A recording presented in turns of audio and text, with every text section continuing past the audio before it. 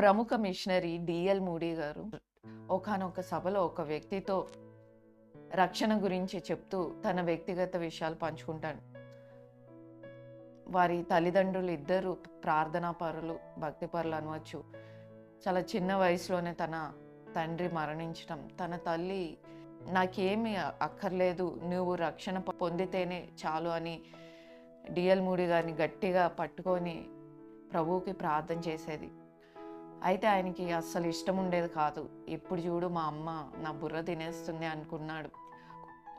కొన్నిసార్లు అయితే వారి అమ్మ ఏం చేస్తుందో అని గదిలో వెళ్ళి చూస్తే మోకరించి తన కుమారుడి కొరకు ప్రార్థన చేసేదిగా ఉంది. అయితే ఇది చూసిన డిఎల్ మూడీ ఇక్కడ ఉంటే లాభం లేదని వేరే ప్రాంతాన్ని తప్పకుండా వెళ్ళిపోతాడు. కొన్ని దినాలు అయ్యాక వారింటి నుండి కబురు వస్తుంది, తమ తల్లిగారు ఆరోగ్యం బాగోలేదని.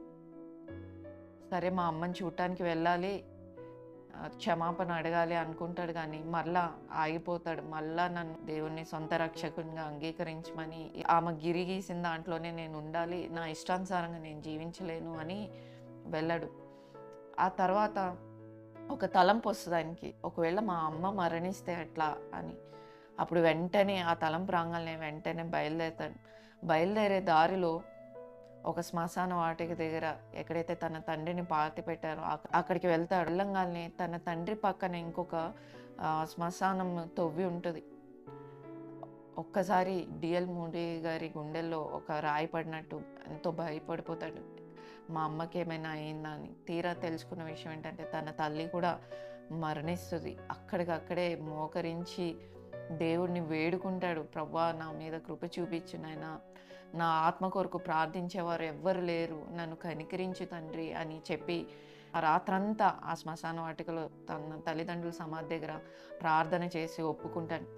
ఈ దినాన చూసినట్లయితే డిఎల్ మూడీ గారు ఒక గొప్ప మిషనరీ, కొన్ని లక్షల ఆత్మలను దేవుని కొరకు సంపాదించిన వ్యక్తి అనవచ్చు.